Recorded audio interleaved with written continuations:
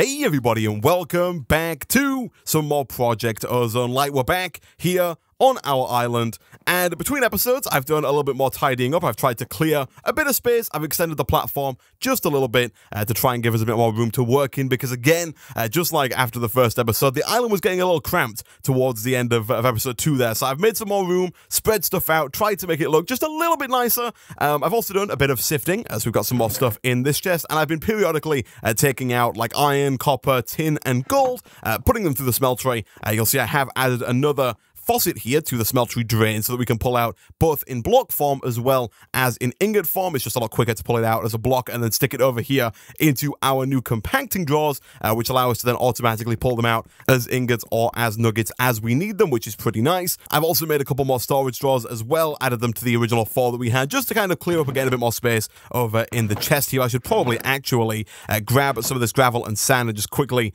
craft what we can here into compressed block form and then put it into their respective drawers. Again, just to kind of clear up as much space as we can, because I don't want to have to try and look through like 5 different chests before I can try and find the thing that I'm after. But that is enough of the stuff that I've done between episodes. What do I want to work on in today's episode? Well, the first thing I would like to work on, I was going to say I want to attack this guy, but it looks like I have no choice in the matter because he is coming for me anyway, whether I like it or not. Give me an ender pearl, please. That would be very nice. Oh, yes. Okay. So I was really hoping we'd get an ender pearl because, if you remember correctly, in the last episode, we set up the mechanical user, which now allows us to automatically sieve our sand, gravel, and dust. So, if I was to grab just a couple of pieces here to, again, show this off, we can put them into the mechanical user, and it will slowly but surely right-click onto the sieves, continue to do so until it spits out all of the stuff all over the place like that, and right now, we have to be here to actually pick all of the stuff up. I do have magnet mode on, by the way. I've turned it on up here in the top left because way too much of the stuff that I was trying to get was just falling through into the void, like whenever I chop down trees or when I was trying to move the smeltery from over here to over here. I really didn't want to lose all of the stuff that we crafted in the last episode, and so for the time being, I am running with magnet mode on, but that's not the point. The point is that we need to be able to collect all of the drops that come from the mechanical user so that we can then automatically sort them and process them as is necessary. So, to do that, in the last episode, I did show off the absorption hopper a little bit, and thankfully, it's actually not too hard to make. It requires 1 normal hopper, 3 pieces of obsidian, and then an eye of ender, which of course is just some blaze powder and an ender pearl. Blaze powder, I believe we get from sifting dust, which thankfully makes that quite easy to come by, so we'll take one of those. And then we also now have 84 obsidian in our drawer here because I have occasionally been putting some extra cobblestone into the hopper to allow our crucible to make a bunch of lava. Right now, it's turned off because I wanted to use the lava to fill up our smeltery, but we can always go ahead and turn this back on now so it continues to make more and more obsidian. And we'll get to this in a little bit here because I'm kind of thinking about putting another one of these cobblestone generators directly on top of this hopper over here to allow us to produce an infinite amount of lava and then also an infinite amount of obsidian, which I think could come in quite useful later on down the line. But for now, let's not get sidetracked. Let's grab a little bit of iron, craft ourselves a single hopper like so, and then of course use that to craft up our absorption hopper. And I'm also going to grab a little bit of wood here for one more chest because we do, of course, need a place for all of the drops to go.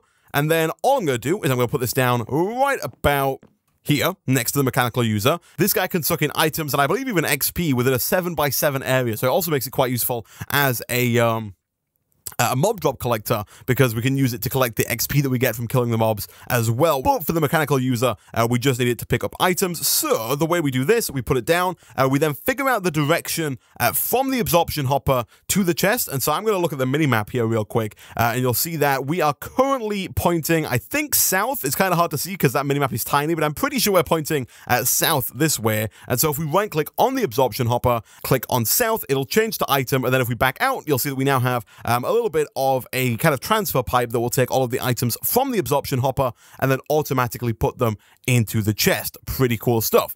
So for example, if I just go ahead and throw around some of these pieces here, you'll see they don't quite get sucked in. There's no like animation of them being sucked towards it, but they do just kind of disappear and end up in this chest, which I think is pretty cool. So if I was to go and grab again like another stack of, let's do gravel this time. We'll take a few of these. Actually, no, I'll take like a stack of compressed gravel, craft that up like so, and then we'll throw as much of this as we can into the mechanical user like that. And then if we just leave that, over time, this chest here is going to fill up with all of the drops from the mechanical user. We don't have to be anywhere near it. I'll turn off magnet mode here so I don't accidentally pick up any of the stuff that flies out. And then if we just kind of stand here and watch from a distance, we should, over time, see this chest here fill up with all of the drops from the civs here, which I think is pretty cool. Now, we do still need to upgrade all of our other civs here, so let me quickly pick all these up. Now that I've done some more iron processing, we should have enough iron to turn all of these flint stiffened meshes into iron stiffened meshes. And there we go. Now all of our civs are being used, and our mechanical user is automatically sieving all of this gravel faster than ever. Well, maybe not faster than ever. We can still do it, I think, faster by hand, but we don't have to stand here and do it manually, which is what this is all about. And so, yeah, we've now automated this. There is still a bit of a problem, as you can see, with the mechanical user kind of throwing things quite far away.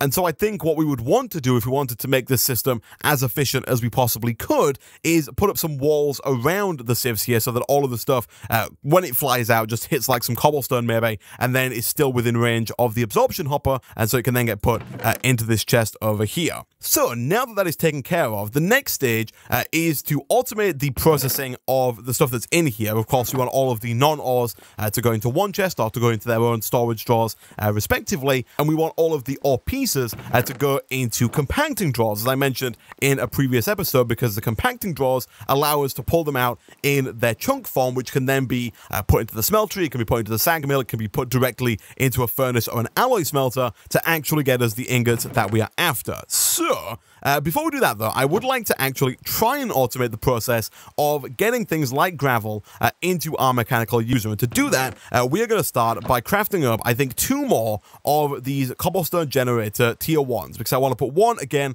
over on this hopper, and I want to use one over here to automatically produce cobblestone that we can then turn into gravel that can then be sifted. And to do that, we first need to get some more iron, which we should have in here. We do. So I'll take 1, 2, 3, 4 of those. We then need 2 buckets worth of lava, which we can get by turning this off so that all of the lava backs up into the crucible, but there is no lava right now because we don't have any cobblestone, which thankfully is easily fixable. And then we don't have an actual unlimited water source just yet, but we do still have these wooden barrels, and it is a little ridiculous that we're still using these to get water. I should really just create an infinite water source. In fact, I might do it right now. If we take 2 of these, we can put 1 into the barrel over here, and I'm just going to grab one of these real quick and do something like this, and like this, and like that. Nice, we've got an unlimited water source. We don't have to worry about getting these barrels out every time we need to get a bucket of water. Then we can go ahead and grab a second one, and then also go and quickly check up on our crucible, which of course, because of the fantastic awakened draconium block that we have beneath it, is already full of lava. And so if we take both of those and a little bit of cobblestone, we should be able to fairly easily get ourselves 2 tier 1 cobblestone generators. However, we do need just a little bit of glass. I was really hoping that we already had some, but nevertheless, it is nice and quick in the diamond furnace, and so any second now, we have ourselves 2 pieces of glass, which we can then craft up into our 2 tier 1 cobblestone generators. Nice. So, the first one of these I'm going to put down over here. I'm not too bothered about this one being super fast, at least not for the time being, and so I'm not too bothered about trying to upgrade this and make it into a higher tier, faster version just yet, because we don't need all that much cobblestone, because really it's just making obsidian, which we don't have that much of a use for outside of making the nether portal, which we still have yet to do. But this one right here, the cobblestone generator that is going to produce all of our cobblestone for gravel, could do with being a bit faster, maybe a little later on, because the way I'm going to do this is I'm going to go ahead and take this sag mill. I'm then going to put the sag mill right directly on top of the mechanical user. And now one of the coolest things about the machines from Ender.io is that they can automatically input and output on all of their sides. And so if we click the little gear here on the right and we use the left mouse button to kind of rotate it, we can then right click on the bottom and set this to push. And so now anything that is in the output slots here at the bottom will be automatically pushed into the mechanical user. For example, if I put in a piece of cobblestone, that cobblestone should fairly quickly get turned into gravel. I believe there is also a chance that we get a little bit of sand as well. There is a 10% chance, and there is even a very small chance that we get some flint. We are going to have to factor that in because the system could get backed up, and that's not what we want. But before we start worrying about that, I think what we should be able to do is put our cobblestone generator directly on top of that, and if we set the top of the sag mill here to pull, I think it should pull all of the cobblestone out of the Cobblestone Generator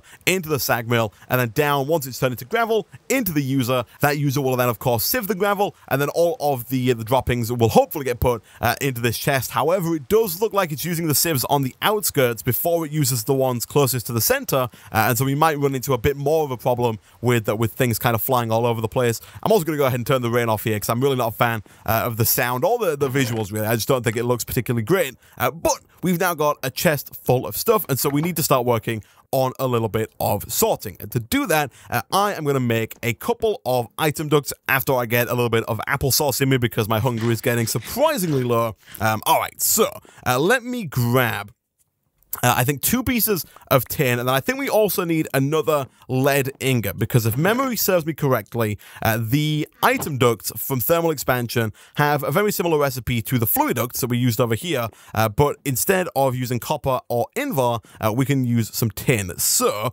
let us, we should really put this in the smeltery. It's going to take a little bit more time, I think, than the diamond furnace, but as always, it is of course going to get us twice as many ingots, which we can then pull out of the right hand side here. We only need 1 for the time being. I'll pull the rest out at a later date, and so if we do something, I believe, like this and this, that's going to get us 6 opaque item ducts. And what I'm going to do here to start with is I'm going to have everything that's not an iron ore piece get sent across and around into this chest. Eventually, I want everything to go into storage drawers, but for the time being, I just want to get everything that's not an ore piece kind of over and out of the way, and then everything that is an ore piece, I want to have come over to some compacting drawers that we're going to have over on this side. Now, much like with the fluid duct, we do, of course, need to get a server before this will extract. Now, unlike with the fluid duct, we do actually want to do some whitelisting here, and so the basic server is almost certainly not going to be enough, because if we put this onto our item duct and right-click on it, there are, of course, only 3 slots available for whitelisting, and we have got at least 1, 2, 3, 4, 5, 6, maybe more items that need filtering. So, let me grab my crescent hammer, wherever it is. Let's pop that off, and let's see about upgrading this to a higher tier of server. Now, thankfully, in a previous episode, we did make a little bit of excess invar, and so if I can find it, there it is, we should then be able to go ahead and upgrade our server to a hardened server, this one right here, simply by crafting it with a single piece of invar, like this, and like this. Nice. How many slots does this have? I think it's going to have 6, twice as many as the base model. Let's have a look. It does indeed. And maybe for the time being, 6 might be enough. So coal, diamonds, emeralds, flint, lapis, and Certus quartz dust. There might be a couple more items we have to get, at which point we might have to upgrade to the next tier of server, which I believe is the Electrum server. But for now, we'll put all of this stuff in. We will change blacklist to whitelist, and we will set the redstone control to ignored. And it's probably not going to be that quick, but I'm hoping it's going to be quick enough to keep up with the mechanical user for the time being.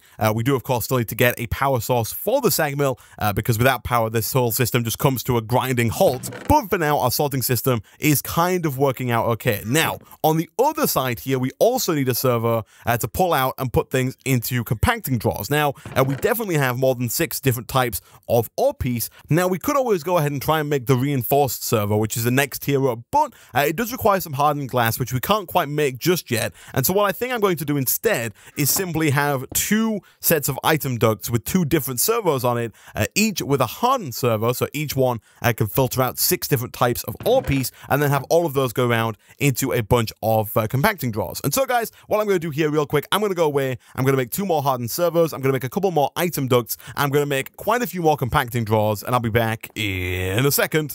Okay, so a little bit of crafting later, and I now have 11 more compacting drawers, 17 item ducts, and a couple of hardened servos here. And so, what we can now do is we can put both of those on there, ready to be our filters that we use to pull out all of the ore pieces. All of those ore pieces are then going to come on over and go into their own compacting drawer. Now, we do need a little bit more space to make this happen, and so I'm just going to quickly grab a bit more cobblestone. We could use slabs again, but I think at this point in the game, we're not really at too much risk of mobs spawning on here. We've got the resources to make more than enough torches, and so let me quickly grab my iron wand that I made a little bit between episodes. expand this out just a smidge here. And then once we've got a little bit of space to work, I'm going to go ahead and throw down pretty much all of these. Unfortunately, we do have an odd number of these. I think there is an odd number of ore pieces. I'm kind of hoping there's one more just so I have an excuse to fill this gap here in. But what I'm going to do now is I'm going to quickly, I guess, empty out my inventory a little bit because it is full of stuff that I do not need to be carrying around with me at this moment in time. And then we'll just like dump pretty much all of this stuff here into those chests so that I can grab a couple of pieces of all of these. Now, we're going to put, for example, iron can go in here. We'll then put aluminium in here, copper in here, gold. What else do we have? We've got silver. We've got platinum, we've got osmium, we've got tin, we've got more iron. I want all the iron in there. We've got yellorium, which we don't have a lot of, but we do have some of. We've then got lead, and then finally we have nickel. We've already got one for gold. Let's make sure that all gets put into there. So these are all of the ore pieces that we have right now. And what I want to do is I want to have item ducts that come all the way over to here like this, and then basically connect all of these up like that.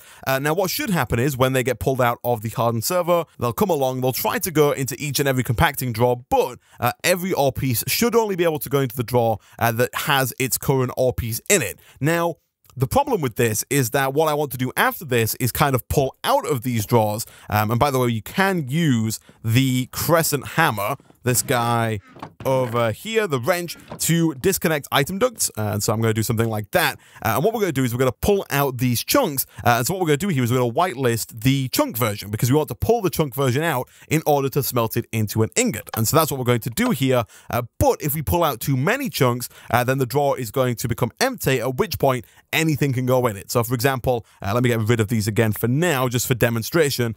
If we pull out all of the iron and smelt it all into ingot form, for example, gold could then come on through and take up this drawer, at which point there's nowhere for the iron to go, and of course at which point the whole system blocks up. And so what we can do to prevent that is we can make a key from the storage drawer mod, the drawer key. It's really easy to make. It's 2 gold, 1 gold nugget, and then 1 upgrade template. This is made with 8 sticks and 1 storage drawer, all of which I think we might have. Yes, we do still have a spare storage drawer in there. We've got loads of sticks, and so if we do something like this, and then grab some gold, and actually we can grab 2 gold and 1 nugget like that, no crafting required, and then boom, we can make ourselves a drawer key. Nice. And essentially what this does, we can do it on any storage drawer, is it's going to lock the drawers. You'll see now at the top there, they've got a little lock icon, and if I take out all 12 dirt out of the storage drawer, it's still locked to dirt. Even though there's no dirt in there, we've got it all in our inventory, we can't pull any more out. We also can't put anything else into this drawer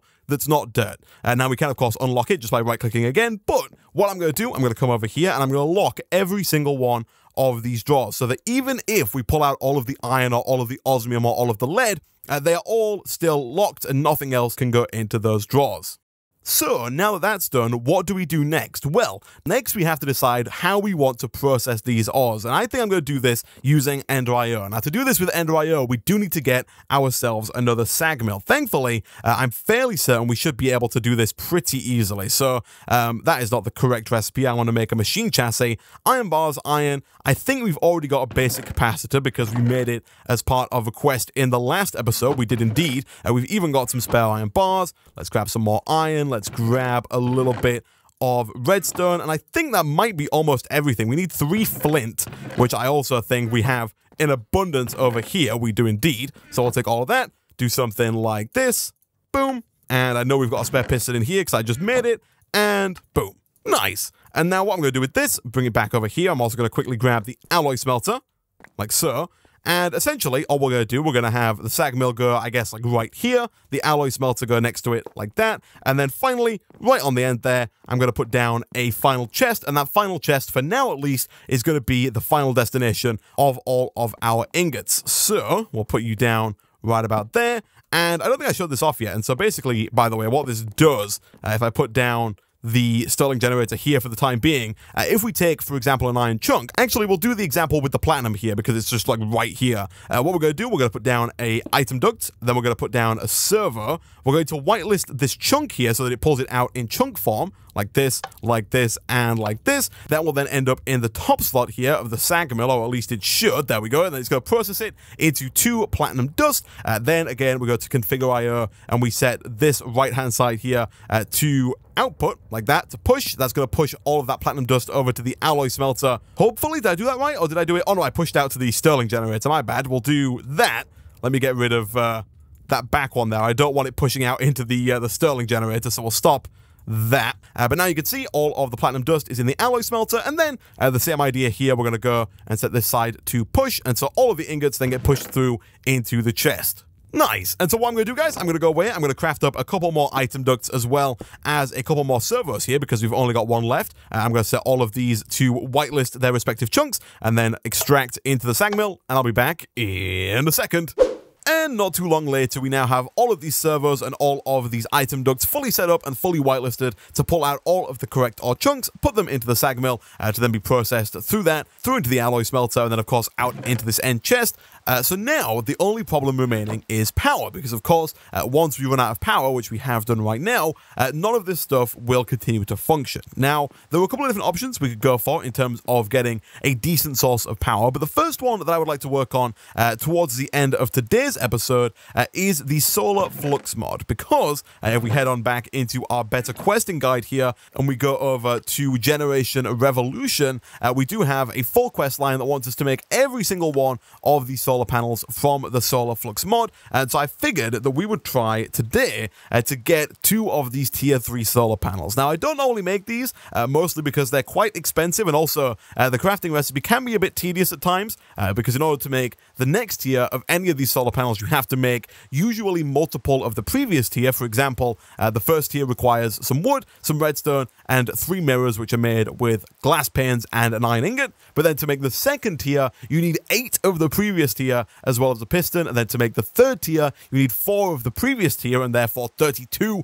of the first tier, and then so on and so forth for making all of them all the way up until the chaotic solar panel, which does produce over 500,000 redstone flux per tick, but it is expensive to get there. We'll get there eventually, but for today, I would like to make the tier 3 solar panel. Now, only produces 32 redstone flux per tick, but if we get both of these, that'll be 64, and I'm thinking I will use these on my sag mill here. We can put one either side, and although it doesn't quite get to the 70 redstone flux per tick required to run the sag mill at maximum speed, it should be more than enough to get our system off the ground, and then next episode we'll work on getting some more power for the sag mill. So, I have done a bit of smelting here. We do have more glass, and again, I am going to go ahead and toggle down for because it just does not stop raining in this mod pack. It's always raining. It's ridiculous. But let's grab a couple of stacks of iron, and by that, I apparently just mean the one stack that we have left. I thought we had a lot more iron than we actually have. Let me quickly grab as much as I can here out of... There we go, an extra 64. Let's put that...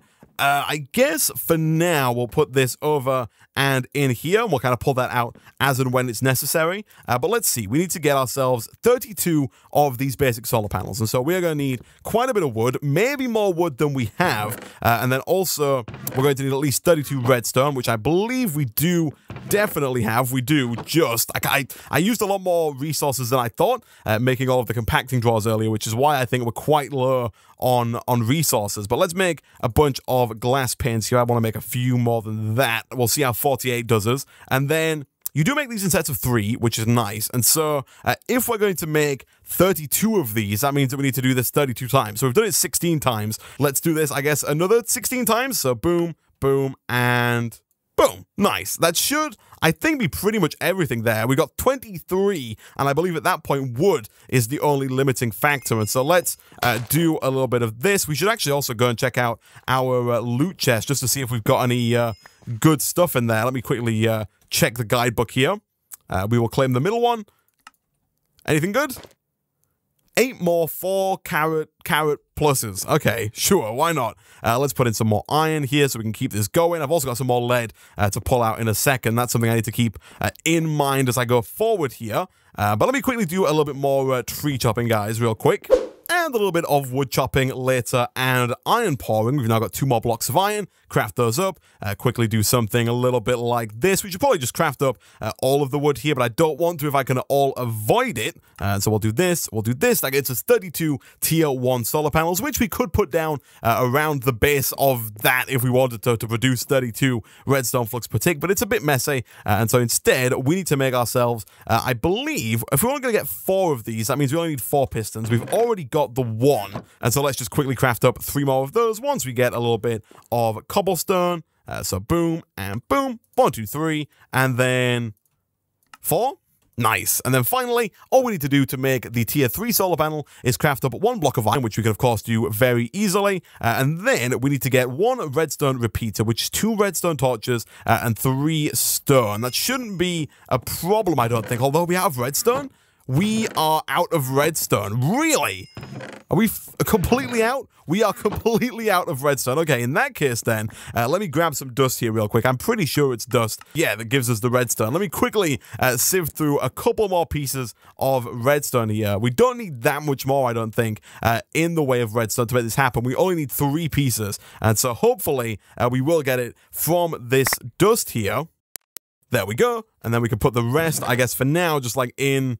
Actually, I think we can put everything in there because anything that's not redstone should, if the system's working correctly, automatically get pulled around. Although I haven't actually set up these filters yet. I'll do that in just a second. Let me come back over and quickly finish off this solar panel here. So we'll make 2 of these redstone torches. And then once we get a little bit of stone, which I did, again, cook up earlier because I'm prepared, let's do this. And then finally, we need 3 photovoltaic cells. These are made with normal mirrors like we made before, 3 glass, and then 3 lapis lazuli. But this time, you'll notice that you only make 1 photovoltaic cell at a time. And so we do need to get 9 lapis lazuli, 9 mirrors, and then 9 glass in order to make this happen. I'm pretty sure it is normal glass here. It's rotating through a few of these. I saw quite clear glass, but I'm pretty sure that's normal glass.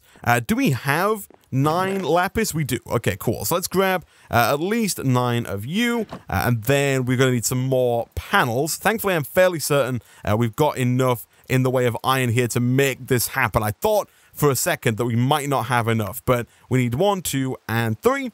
That's fine. And then boom, and boom, and finally, boom. Nice. So now we have 2 solar panels, which hopefully won't do anything right now because it's dark and raining. But when the day comes, we'll start to produce 64 redstone flux per tick total, keeping the sag mill going and keeping this automated gravel sifting system up and running. And speaking of the rain and speaking of the darkness, what we should probably do is craft up some string into some wool and then craft that wool into a bed so we can sleep through the night and not have to deal with the weather or with the darkness. So we can kind of quickly get our solar panels up and running. So for now, let's just do something like this. Take a quick sleep, and what I want to work on in the next episode is I would like to get started with the mechanism quest line, this one down here, Mechanism Revolution, and start to look at maybe producing some power using mechanism, like the wind turbines, maybe the solar panels, because those usually produce quite a good amount of redstone flux, and I don't think mechanism is going to be too hard for us to get into, but there we go. You can see, even though it's not quite producing 70, it's still quite quick at turning all of that cobblestone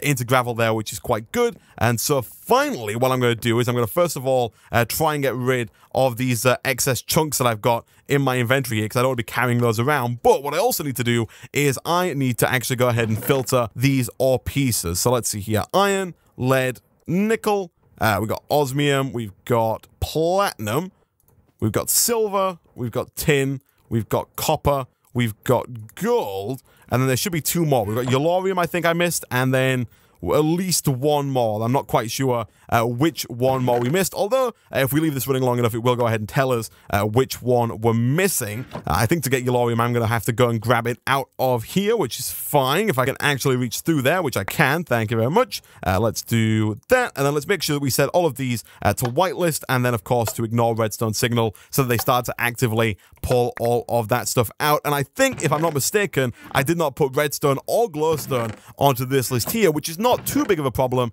because hopefully this setup here will never produce redstone or glowstone because all it's ever going to sieve is gravel and sand. Now, what we do need to do, maybe in the next episode or maybe between episodes, is set up an identical system. We need to make another mechanical user, another cobblestone generator, another sag mill. All of this system needs to be repeated again for turning cobble into gravel, gravel into sand, and then sand into dust, so that we can then sift that dust and get all of the other things that this system does not provide, such as redstone and glowstone, because we do, of course, need those going forward as well. But this is a good start. It should automatically start to produce all of the stuff that we can get from gravel and sand. Not so much sand, but definitely from gravel. And then, of course, send it all over to here. Next episode, we'll get this stuff powered. We might even look into upgrading these to make them a bit faster with capacitors, but we will have a fully automated ore doubling, ore production and doubling system that dumps all of the stuff into this chest here. But for now, guys, I'm going to go ahead and end today's episode of Project Ozone Lite there. So as always, if you did enjoy the video, be sure to hit like. It really does help out a lot. Leave a comment down below. Subscribe if you haven't done so already to be notified as soon as new videos go out. Again, thank you for watching, and I'll see you guys next time.